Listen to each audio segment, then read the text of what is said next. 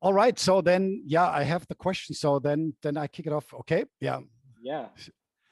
Yeah. So thanks for your questions. First question is, why did you choose to work in marketing, Christian? Yeah, my answer is in the beginning, it was my interest in consumer advertising. That was already during my school days. So I looked entering marketing purely from the creative part. Yeah, creating great ads. Nice. But however, already in my first job, I ended up in B2B tech and quickly learned that creativity is important, but it's much more than just being creative. That makes a great marketer, and that still thrills me in my job. That's a 10 out of 10 answer, Christian. Love it. You did exactly, you did beyond expectation. We have done this with others and they were a bit, difficult to quick and short. We love it. That's the way of doing things. Good. Yeah. Let's keep doing it. Yeah. All right. Next one. So what's the best piece of advice, marketing advice that I have ever received? I would like to make it two advices. So the first one doesn't directly comes from marketing, but just like doing marketing in a startup. And that was the advice: in hypergrowth, there's no room for perfection. That came from an HR person, actually, but I'll try to apply that advice also to marketing. And then the second one is, if you try to please everyone, you will end up being mediocre. So be provocative and try to please some people, and be ready also to piss off a few. That's the better thing to do. That's the BDR speaking in you. Yeah. That's so good. Yeah. Oh, perfect. Okay, great. So next, what's the craftiest way you've ever been prospected? Yeah, I mean, being in the role of a VP marketing or a CRO, you've been prospected a lot. I don't recall really a specific one that really stands out and that sticks to my mind still, because there are so many boring ways I've been prospected. However, what always gets my attention is that if someone truly gets my job and truly understands my daily challenges, and then can combine these challenges with an entertaining yet informative message. So if you do that, you get me. I would love to do that, Christian. I'm not sure if I would have gotten you. Well, yeah, I mean, you did, Jan, you never had to. Yeah, you never had to. Yeah. Cool. Love it. So, next question. Gated content, yes or no, and why? I changed my mind lately on that, even though that in the past, I mean, we often gated content, and we also had achieved fairly great success with like gating content and nurturing the heck out of these leads. I came lately to the conclusion, if in doubt, then don't gate. Why? First, I think it annoys everyone. People are more and more annoyed by filling in a long form before they can access content. And second, there's no need anymore to do that, especially if you use something like Albacross. So there's no need to gate content. So you can do better than that. We didn't even ask for it. That's fantastic. Yeah. Yeah. Okay, then the longest one. What are the next question? What are the 3 tips you would give other marketers to take down or break down the silos between marketing and sales? So sales and marketing. So I have 3 ones. So first of all, together build a reverse funnel, but do that together with sales. Second, agree on clear SLAs between marketing and sales. And these are SLAs for both ends. So the SLA for marketing is, of course, like to have a clearly definition. What is a marketing qualified lead? So what are the leads that you hand over to sales, what quality they should have? But then the SLA, for example, from the sales side should be, what's the turnaround time of leads? And also, what is the feedback that needs to be collected when further qualifying leads? So that's the second one. And the third one, to take down or break down the silos between marketing and sales, is switch jobs. And if you do it for 2 weeks, just do it. Yeah. So like, let the VP marketing do sales for 2 weeks, and let the VP sales run the marketing department for 2 weeks. That helps a lot. Thank you, Marcus. for Are you joining the phone soon? Yeah, I did. I'm joining. Okay, then we have the last one, fire chat here, and then we change a little bit. So then I will ask the questions, and we will have more of a conversation. Okay. Okay, great. Last one, and that's a simple one. What tools help you most day to day? It's two. It's my CRM. It's HubSpot. It's a great CRM, and it's Asana. So I mean, managing a team and all the tasks and projects, we use Asana.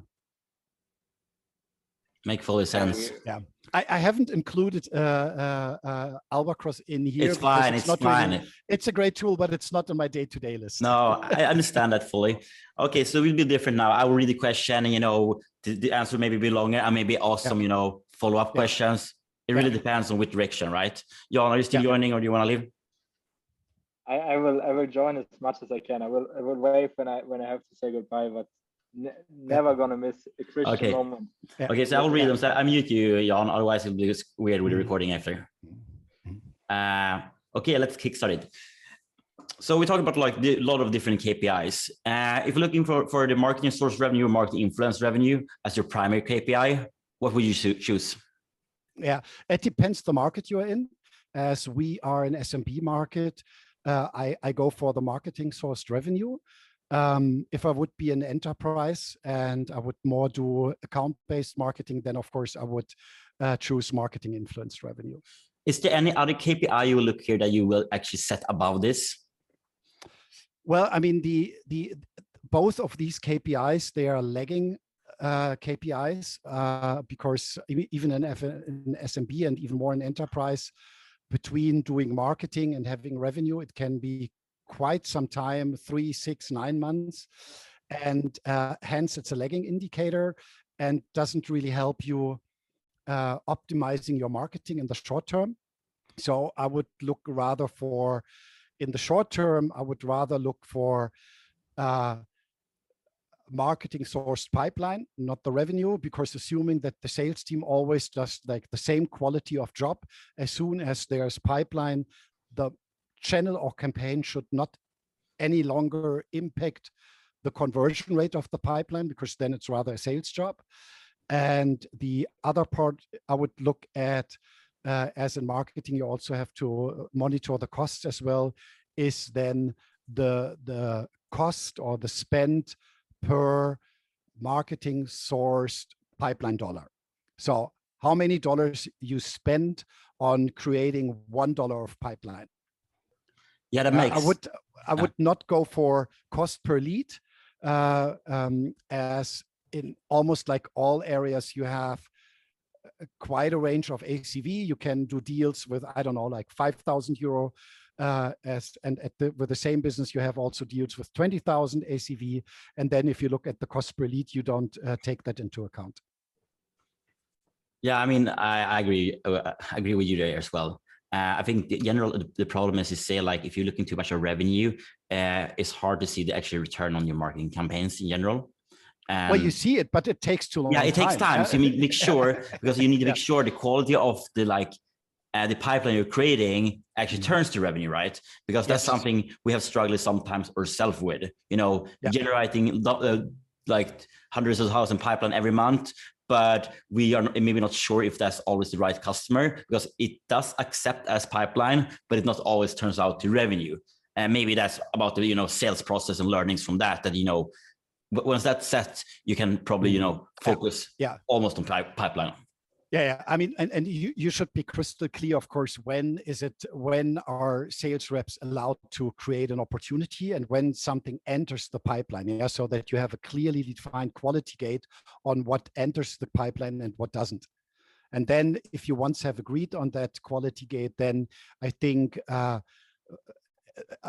for example, or let's put it the other way around, if you see that after that quality gate of creating an opportunity, the source of the lead still has an influence, then you might not have defined the quality gate in the right manner, because then the quality on whether a lead is coming from that channel or from that campaign, that should be sorted out before the gate of becoming an opportunity.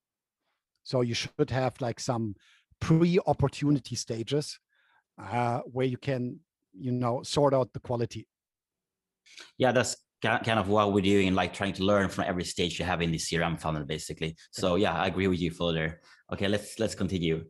How are you making sure you're getting return on your marketing campaigns to align with your KPI goals?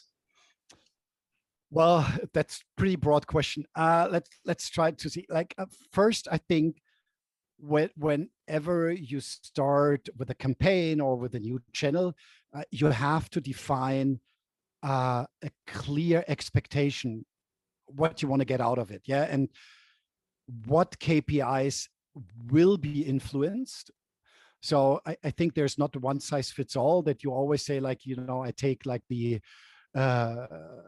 amount of pipeline that I generate through that campaign always as the right metric, because it can be okay also to create campaigns that are not focused directly of creating pipeline, but you should be, at least what I say, you should be clear what are the KPIs.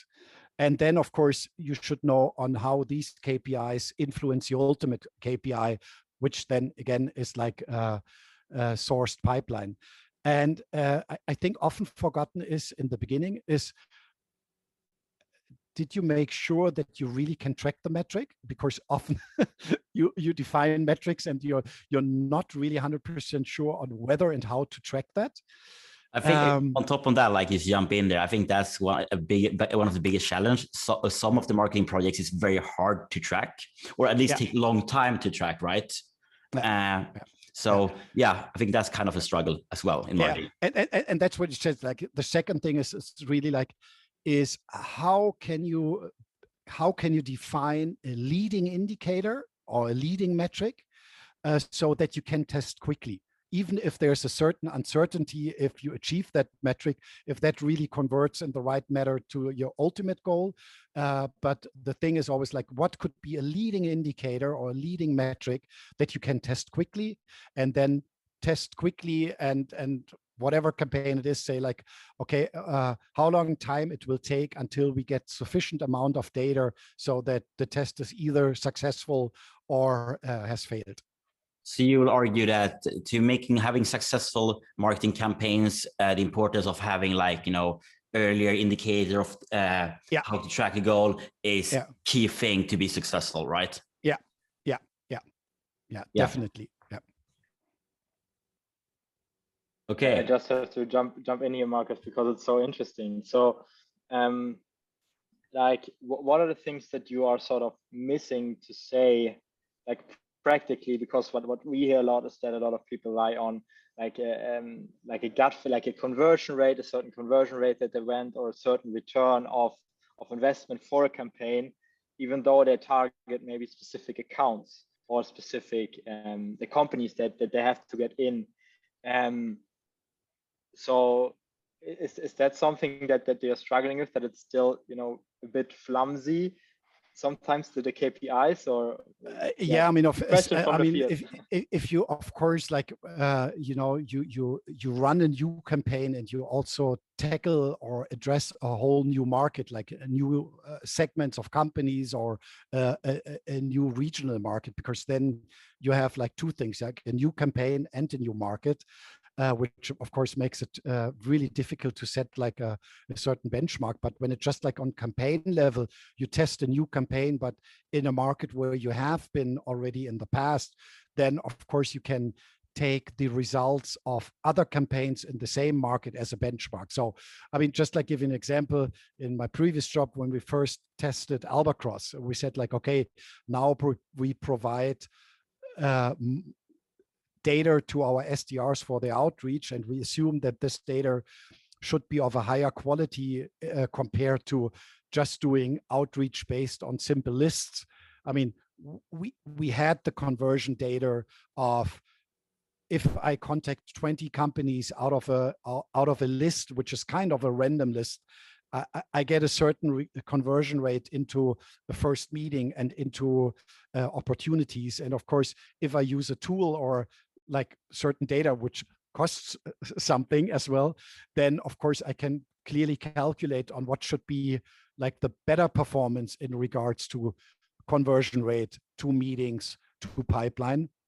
And this I can test fairly quickly. Yeah, I mean, so here again, maybe pipeline is late, a lagging indicator, but if I just provide that data to the SDRs and say like, okay, now 1 week you work on that data, then after 2 weeks I already have the results on whether the conversion rate into a first meeting, how does that compare to the benchmark of taking a random list? 100%. Thank you so much. Yeah. Okay, this is a good question, because like everyone has different opinions about this. What would be your first marketing hire today and why? It depends. It depends so much. Yeah, I mean, I think it is basically in what business are you in? Are you an SMB? Are you an enterprise? And also how ready is the market? Yeah. So let's take an example. So I mean, first of all, I clearly would go for a generalist if it's really your very, very first marketer. I would go for a digital savvy generalist who can set up like the basics, like website, CRM, performance marketing. And I think these are also skills that you often find within a person. And I would rather put more focus maybe on performance marketing, on SEA, if it's a market that already exists, because then, you know, also searches with a high intent already exist, and your first marketer should like harvest that intent that is already there. If you enter or if you build a new market, then of course you should rather focus on, you know, copywriting, on thought leadership content, maybe also on SEO. So it always depends on the segment you are in, but it also depends on the maturity of the market that you enter. Yeah, it does make sense. I think I have a quite good, like, you know, following question here. And I think this is something that differs a lot. And I heard so many different stories. I really want to have your take on this. Like, what would you say, like, one of the most important attribution as a person you're hiring in marketing? Like, yeah, what you like want to see? Mm-hmm. More on the soft skill area. I want someone who is constantly unsatisfied with the results. Yeah. So, I mean, someone who is always like, can't we do that better? But also always curious on testing new things and being willing also to fail with these experiments and to learn from these experiments. I think this curiosity on testing new channels, new messaging is the most important part, which also the curiosity also covers the curiosity really to be able, I mean, that's kind of like what I look into salespersons as well, is to truly understand the challenges in the day-to-day job of the target audience. Yeah, that's also where you have to be curious in as a marketer, just as an SDR. So quite the same qualities. Yeah. Yeah, and the main thing also why I would go for a generalist in the first place is, I mean, most likely if it's your first marketing hire, you don't know yet on which channels will work. So if you bring in a specialist as the very first one, someone who can do only SEA or who can only do copywriting, maybe it's the wrong path to go, and then you have already the wrong hire. Yeah, I mean, I fully agree there. Wise word from Christian. Thank you so much. I love the comparison between a marketer has to be like an SDR, super curious. Like on top of that, I actually want to address the like. I think you can also turn it around. A great SDR has to be a great marketer. Yeah. So this is something I actually want. Like, you know, I want a salesperson in marketing. I have so many good conversation with, you know, post-sale people being in marketing because they knew the product and so well and how to pitch it. So they're quite usually very good at, you know, addressing the problem. For essentially, if marketing is like one of the better sales in the company, knowing the product best of everyone, then you make sure your product campaigns will be successful. Yeah, definitely. I mean, like if I mean, in the end, it's the same qualities that you need to be have in order to be great in marketing and sales. I mean, of course, there's certain knowledge that you have to acquire along the way that makes you a great marketer or a great salesperson. But I think especially in the beginning, and when we're talking about first hires, I think if you find the right person, you could put the right person as a first hire as well in sales as in marketing. Awesome, thank you. Let's jump to the next. Let me know if this is unclear, but what I'm trying to get here is like, understanding the top 3 challenges with the demand generation in general. Yeah, also quite broad area. I mean, let's try to approach it from the one way. So I think also more from the view of an early stage startup. I think, but it also continues to be a challenge in the long run. Also, if you're a grown-up company or a scale-up company, is to balance long-term brand building with short-term lead gen. So this is really a top challenge to do that, yeah, because if you only focus on the short-term lead gen, you will make the next quarter, but your life will remain difficult in the following quarter. So you definitely have to invest also in the brand building, because that helps you to generate demand and leads for free in the long run. Yeah, and how to balance that. Yeah, so that's really the take I have on it is a little bit like, you want to create the demand, knowing the awareness about your company, and once they actually, having that problem, then they come to you, right? So you're creating an audience outside, your target list. That's also how you can create a new type of customers as well, in my opinion. Yeah, but they will most likely come to you much later on. They will not come to you the next quarter. Yeah, if you build awareness and you make your target audience aware of you and aware maybe also of the problem that you're solving. But then, of course, these might be a lot of people that say like, well, that's great, interesting. So, in half a year, we'll get back to them. So you did a great job as a marketer, but it will, the payback is much later. Opposite to, just like fully focus your marketing and your demand gen on those who already have an intent. Yeah. And that you just like try to bring into your funnel. So that you definitely need to balance. So like when you're talking about these kind of challenges, like, then it's generally hard to get short results in marketing, in especially demand gen space. Like as a new marketer, you need to prove yourself. So you need to get time. Like and you as a VP marketing, how do you like handle these kind of things? I'm not sure if I got the question really right. I mean, at the moment, of course, I try. I mean, we are still an early stage startup. So, I mean, of course, I try that. I said like, well, at least this is the amount of high intent marketing leads that my sales team, even if it's still a small team, that they need at the moment just to make their quota. Yeah. So, of course, we are not talking about large amount of leads or pipeline that they need to achieve our early stage goals. So, of course, I have to invest my time and money and my resources into at least generating that amount. But I do not necessarily need to invest more to scale it. Yeah. Because no, I follow. And this time and energy I can rather take in the long-term brand awareness. Yeah, that makes sense. I don't know if that answered the question. Yeah, so, it does answer the question for me. Yeah. And I think like another common thing, I mean, we ask like for 3. So the second one, I think that's a typical one, and that's regardless of whether you're early stage or scale up or mature company. It is marketers always fall into the pitfall of using like the typical common marketing professional lingo. Yeah. So it's like optimize your XYZ with a market leading solution, blah, blah, blah. So, and instead of talking to humans, right? Yeah. Talk human to human. Talk to humans. That's the best thing you can learn in marketing, right? Yeah. If you nail that, you're set for success. Easy as it is. Yeah. But the interesting thing is that often people start like that, and then, you know, once the company, they are more and more in their job and the company becomes more mature, they fall into, you know, this typical professional business lingo, which no one wants to hear. Yeah.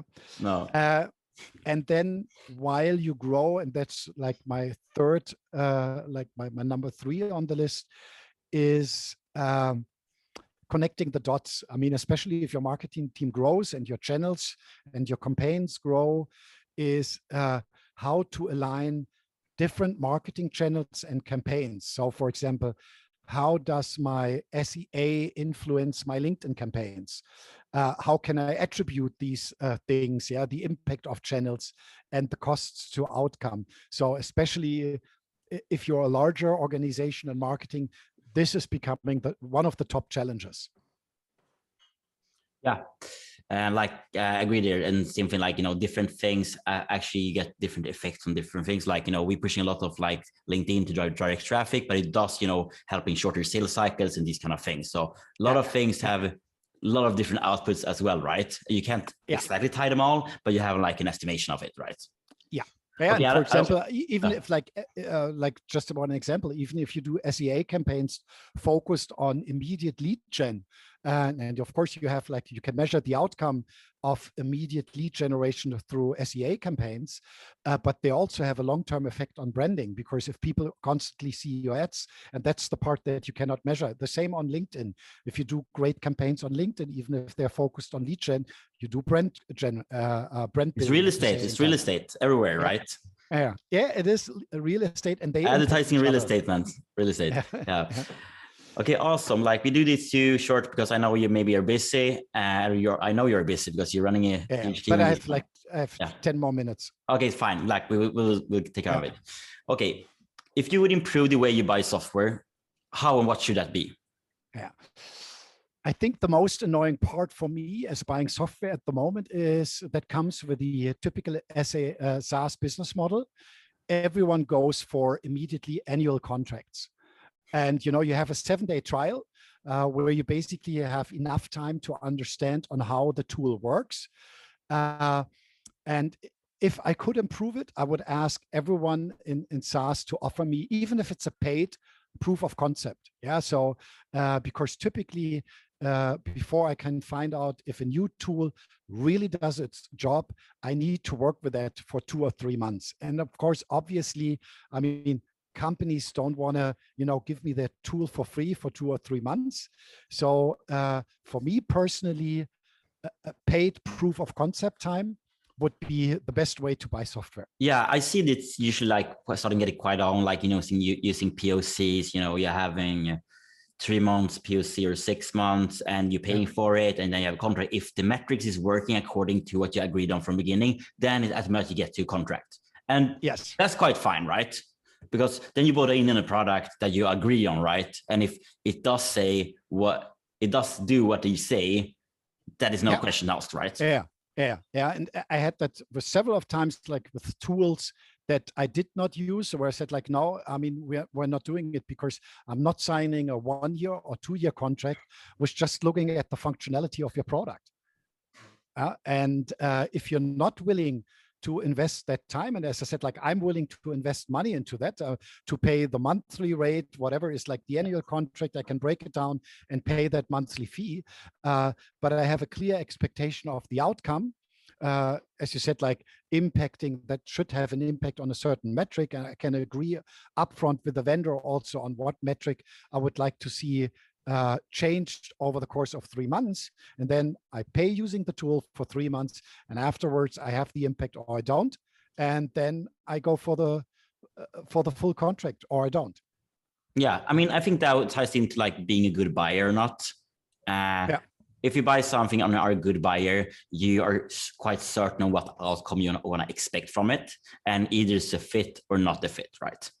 And especially, I mean, any vendor would like to welcome me as a long time customer, yeah, to increase the customer lifetime value.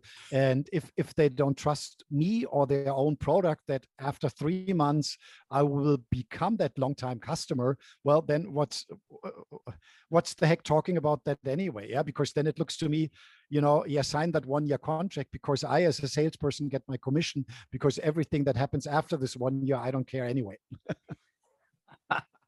That's true, though. Yeah. Okay, we're finding up with the last one. Yeah. I mean, you've probably seen this, and maybe probably people in your team before have come to you with this. Consider that most marketing project takes time to get results. How do you convince your stakeholder to buy in? Yeah, I mean, first of all, like, I fortunately do not have to get like the buy-in from other stakeholders, like to sign off budgets or whatsoever. Fortunately, I don't have to do that. And I would say also, like, if you need to get the buy-in from stakeholders, like that could be your superiors, or I mean, typically it's superiors. Yeah, it's like the management where you have to get in the buy-in. I mean, in general, if you are in a position where you have to get the buy-in from your superiors for each marketing project, I think there's something fundamentally wrong.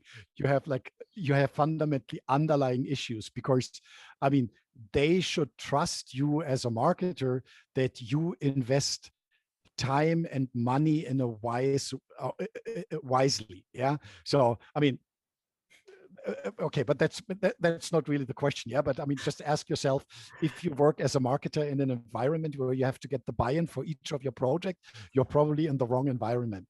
They probably have a lot of micromanagement, right? Yeah, or micromanagement, or just like general not trusting marketing and not trusting the people that work in marketing. So, and that's the same with me. I mean, like, if like people approach me when where I'm the stakeholder, yeah, where I, as a marketing lead, I'm the stakeholder. So what I expect in general is, I mean, first of all, majority, I would give the people the freedom, like, you know, to go their way. But I think it's like, again, like data-based hypothesis. Yeah. So if we invest this amount, we expect to get the following results. And these are the leading indicators that indicate very early on whether we will end up with the results that we want to get out of it. Yeah. For the short term. And then also, I mean, what I would always try to do, and what I expect also like people to do when they come to me, is that they try to break down the bigger project in a very short and quick test.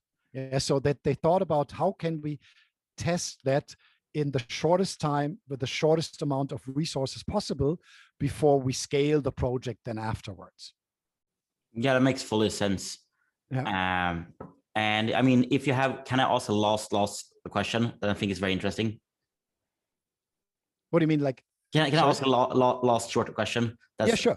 Go ahead. Okay, this is a question that always comes up, and I see it everywhere, right? Marketing are sometimes, you know, in a black box in the company. Not everyone knows what they're doing. How would you, like, in the marketing or as a marketing leader, making sure you're not in this black box for a company? Yeah. Well, I think, I mean, like the one thing is, of course, like, you know, track your impact. Yeah. I mean, like currently you can track your impact. Yeah. You can track on, these are the new customers and they came in through marketing. Yeah. These are also customers that have been touched during the sales cycle. So you can clearly track, and of course, then also showcase that impact either to the top level management or to the sales management or whatever forum you have inside of your company where you can showcase that that impact that you have had. So yeah. I think that's the first thing, and it's in general, it's not that difficult to do. I mean, we discussed that earlier. It's like there are probably certain channels or campaigns where you find it difficult to track the impact. But that should be like just like one portion of it. But there are enough things where marketing clearly has an impact and you can showcase that. Yeah, that's true. I mean, coming back to maybe like specific to Albacross, like if someone would use Albacross and he could say like, here, listen, these are the customers that we closed last year, and here's when they have been on our website. Yeah, I see. I mean, they have been on our website clearly before the sales started the conversation with them. Yeah, so that's already one very simple way on how you can show the impact of marketing on your business. Yeah, I mean, and that ties into marketing source revenue in the end. Okay, yeah. Christian. Yeah. That was super. Thank you for this conversation. I mean, it's always a pleasure talking with you.